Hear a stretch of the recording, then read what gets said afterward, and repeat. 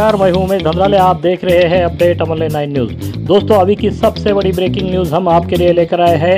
Underworld don Dawood Ibrahim और छोटा शकील के लोगों द्वारा एकनाथ खड़से को दी गई जान से मारने की धमकी। पूर्व भाजपा के मंत्री एकनाथ खड़से को 15 और 16 तारीख के दरमियान इंटरनेशनल कॉल के माध्यम से तकरीबन 4 से 5 बार जान से मारने की धमकी दी गई है। धमकी देने वाले खुद को छोटा शकील और अंडरवर्ल्ड डॉन दाऊद इब्राहिम के नाम से बोल रहे हैं। इससे पहले भी एकनाथ खड़से को इस तरह की धमकियां अंडरवर्ल्ड से दी गई थी, लेकिन इंटरनेशनल कॉल से आई धमकियों का जिक्र करते हुए एकनाथ खड़से ने मुक्ताईनगर पुलिस थाने में मामला दर्ज किया है। फिल्म इंडस्ट्री के जाने माने कलाकार सलमान खान के घर पर भी फायरिंग हुई थी और उसके बाद अंडरवर्ल्ड से एकनाथ खड़से को मिली यह धमकी कहीं ना कहीं खतरे की घंटी जरूर साबित हो रही है।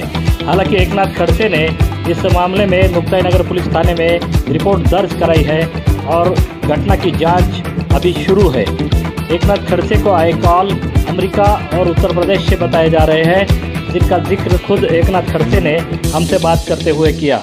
दोस्तों, देखते हैं एकनाथ खड़से ने क्या कहा है, किस तरह की धमकी उन्हें आई है।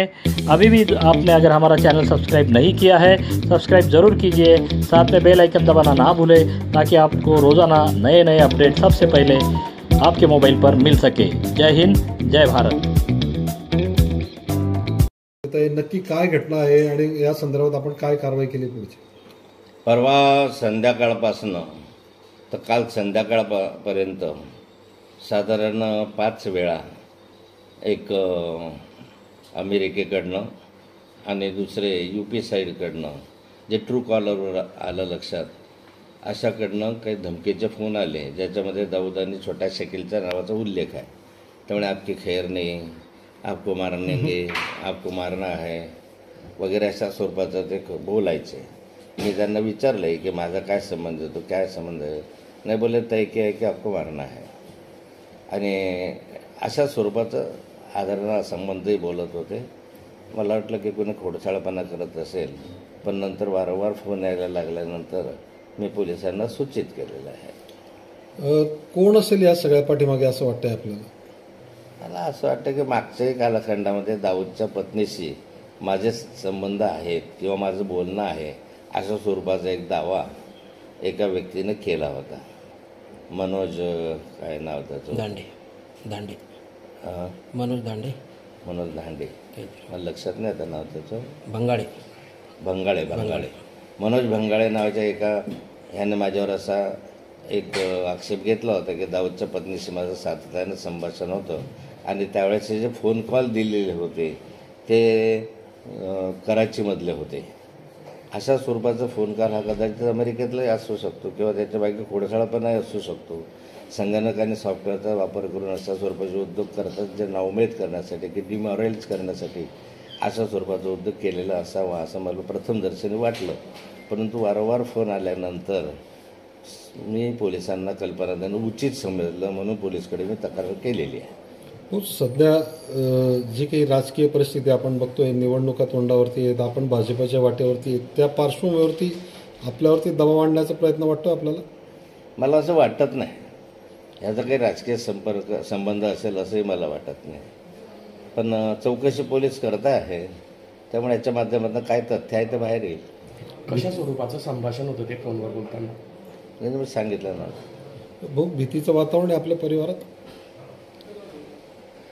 अशा धमक्या मला बऱ्याच वेळा आलेल्या आहे, त्यामुळे भीतीचं वातावरण वगैरे आमच्या परिवारात नसतं किंवा नाही, परंतु काळजी घ्यावी या संदर्भामध्ये म्हणून काही सुरक्षेच्या दृष्टिकोनातनं आपण आपलीच काळजी घेतली पाहिजे म्हणून आम्ही काळजी घेतो आहोत आणि पोलिसांनाही या संदर्भामध्ये सूचित केलेलं आहे। छोटा शकील किंवा दाऊदशी थेट संबंध असेल असं वाटतंय आपल्याला या सगळ्याचं?